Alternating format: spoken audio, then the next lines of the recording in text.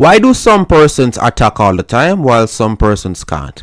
It's because of their mindset and what they know about chess. I'm going to be giving you guys exactly what you can use to attack more in your games. I am a feeder master now, guys. Look at this. I just copied this technique.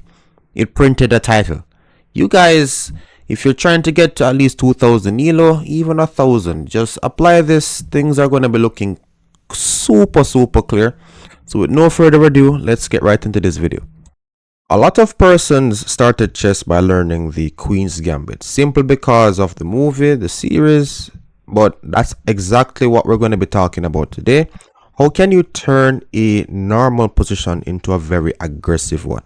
Now, all I did was took out my 2 knights, my pieces were out, and chaos happened, guys. Now, he played knight to e4, and look at this. Takes. And this is going to be our first note of today. How do we actually know how to force a very aggressive position when we're playing?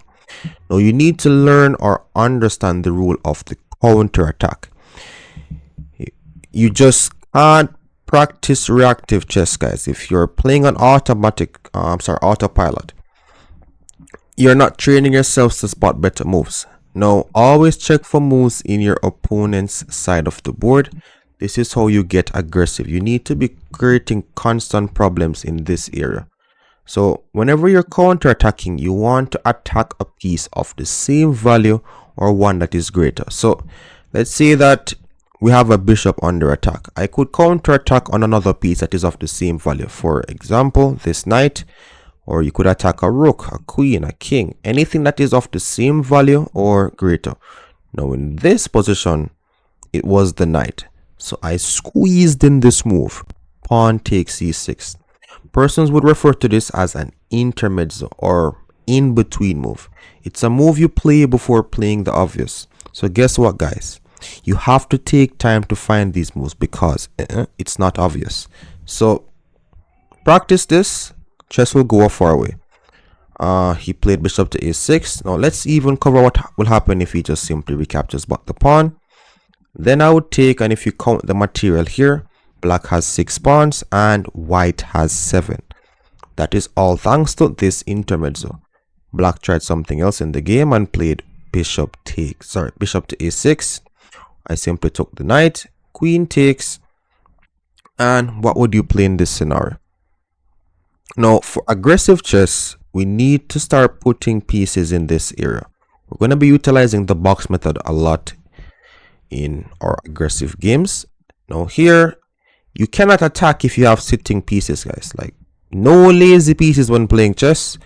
If your pieces are in defensive roles, like they're not attacking anything, they're only protecting things in your area, that is the wrong mindset you need to have for chess. You need aggression. You need to start making your pieces put pressure in that area of the board. Now for the extremely low levels, ensure that you have your king castled.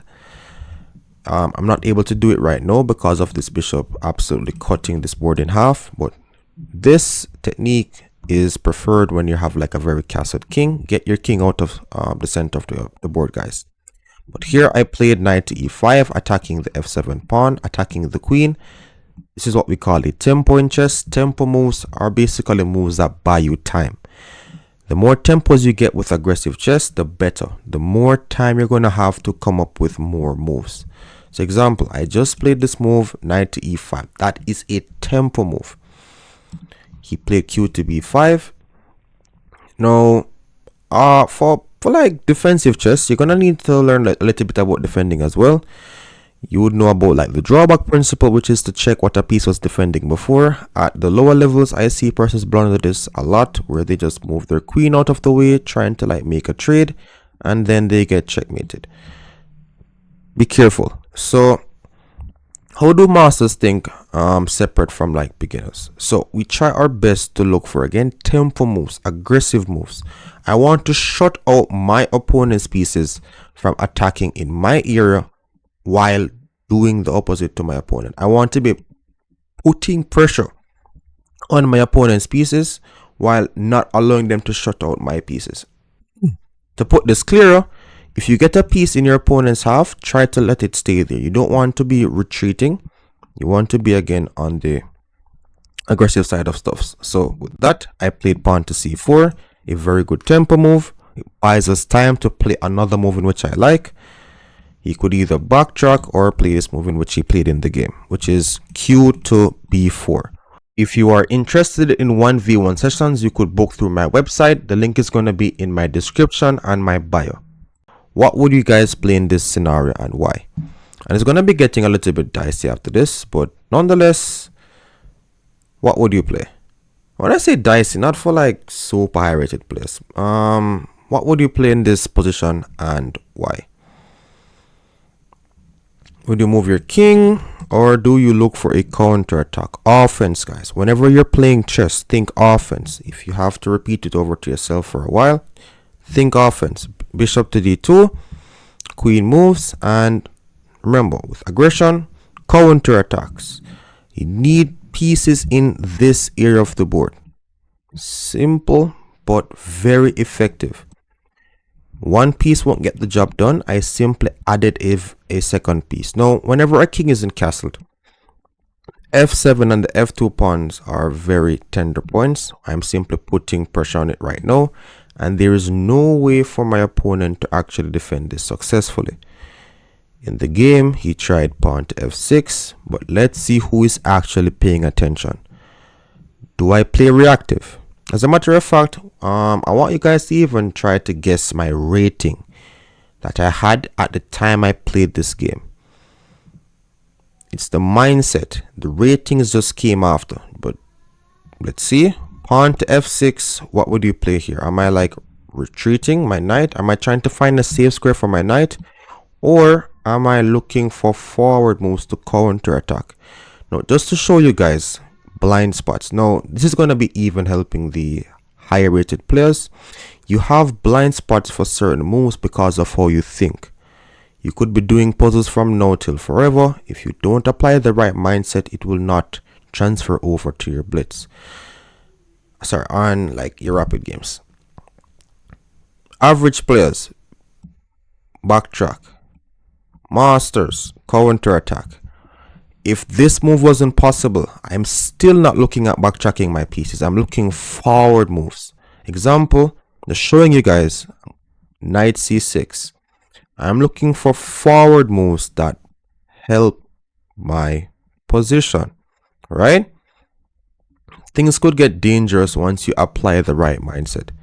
Now, in the game, q to h5 was enough to get the job done. And we're utilizing the pin tactic right now. So if he plays g6, because my queen and his rook is on the same file, this move knight takes g6 is not possible, and bad things are going to happen to him. Now, I don't want you guys to look at it as like a tactic. I want you to realize how this tactic came about. It's all because of my aggressive pieces. If you don't attack, if you just sit back, guys, and you just start making random moves, like you don't bring your knight into that area of the board, you just sit and you just play like chill moves, you will not even get a chance to know that you had, possibilities of attacking. So here we had now king to d8. I'm not thinking of backtracking moves. Always look forward first. The only time you retreat is if your forward moves are not working. So knight to f7. Now had king to c7. I took the rook. Bishop takes here, and I simply traded the queens. Now we're going to be having one last test before this video ends, and it's going to be right here. Black played pawn to b6, and this is where you take your opponents out of their misery. What would you play for the white pieces in this scenario? Please pause the video if you must, but I'm going to be giving the answer right now. With aggression, we do not practice reactive chess. We need a counter-attack. Rook to c1 and my opponent resigned. Like, he saw so many counter-attacks in this game, he had enough. But if you implement this in your games, your ratings will skyrocket. Thanks again for watching, guys. Like, share, and subscribe. And see you again another time.